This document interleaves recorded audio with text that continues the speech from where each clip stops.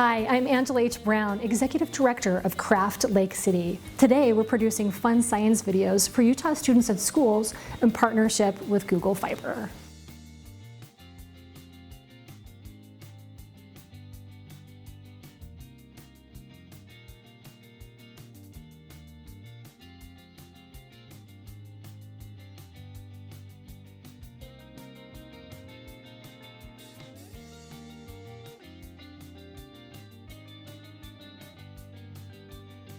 Hi, I'm Melissa from Make Salt Lake, a makerspace here in Utah. I'm so excited to be here today with Craft Lake City and in partnership with Google Fiber. Today we're going to talk about conservation, specifically conservation in ways that you can get your hands dirty and play around at home while you're protecting the things found in nature. In this context, conservation means reducing, reusing, and recycling. And it's something that's really important for protecting the planet and the environment and the ecosystems that we're a part of. You can practice conservation today, tomorrow, this week, and this month in your own house. It's really easy and it's actually pretty fun too. So let's get started. So some examples of ways that you can practice conservation at home include things like looking for products that have biodegradable packaging or that reduce the overall amount of packaging. Because the more things you're throwing away, the more things are being put into the environment in a way that takes a long time to break down. So you can do that with packaging. You can practice it every day by using a reusable water bottle. You can even cover it with stickers and make it your own. Or things like purchasing products in bulk and using reusable individual sized containers. So like cleaning supplies, for example. If you buy just one giant jug and then you refill your spray bottle over and over again, think about the number of bottles that you just kept out of the landfill. It adds up really fast. Another way that you can do this is by practicing composting at home. I don't know about you, but sometimes I procrastinate cleaning out the fridge for a long time and stuff gets kind of gross, huh? Do you have anything nasty in your fridge right now?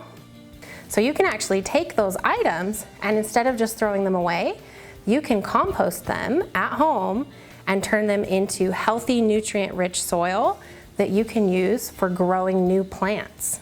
Pretty cool, huh? Compost is an example of a non-living thing that's a part of the cycle of matter. Let's take a look at it. The cycle of matter is basically a circle where living organisms eventually die and then they break down through decomposition, which returns their nutrients back to the soil, and then those nutrients can be reabsorbed by new plants so that they have what they need to grow.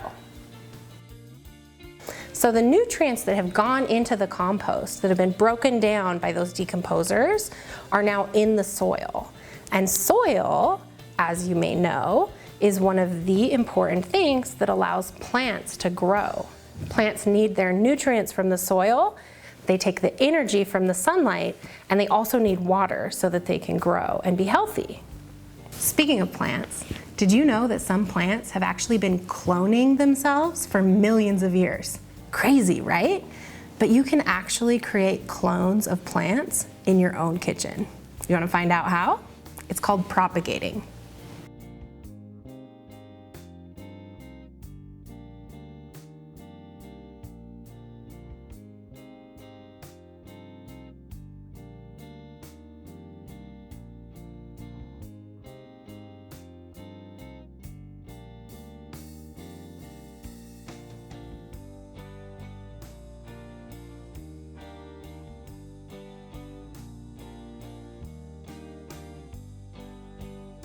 When you go to the grocery store, you actually bring home a lot of things that are plants. These are some green onions that I used on some food that I cooked just a few weeks ago. I found that every time I was bringing home green onions, which I love, they would start to go bad before I had a chance to use all of them. So green onions are something that you can get at the grocery store that still has the base of the plant with some of the roots intact. So when I bought them, they had these short little stubby parts they'd been cut off, and then these ones have been in water for about 2 to 3 weeks now. And you can see that they've started to grow brand new roots, and I cut them off at the top of the glass. Look how much new plant has grown. That's enough green onions for like so many tacos. Yum. And all I had to do was take those green onions and put them in a glass with a little bit of water down at the bottom. If you want them to last as long as possible, it's also a good idea to take them out of the water every couple of days and rinse them off, because you do have those dead roots there as well, and you want to make sure that those don't start breaking down and decomposing. Some other examples of plants that you can regrow in water are things like bok choy, fennel, leeks, cabbage, lemongrass, celery, and even some other kinds of lettuce. So one of the easiest ways that you can clone a plant is by taking what's called a cutting. Basically, you're just cutting off one piece of a healthy plant, and then you can grow it in water or directly in soil. And before you know it, if you take good care, you're gonna have a whole new healthy plant. Here's a little bit more information about how to do that. Basically, you just want to identify the right part of the plant, and you're going to snip off a piece. These are samples from a climbing vine that I have at my house. Once you've snipped off the piece, you're going to look for these little nodes or nodules along the stalk of the plant. I removed some of the leaves along the bottom half of the piece that I cut so that those nodes were exposed without leaves.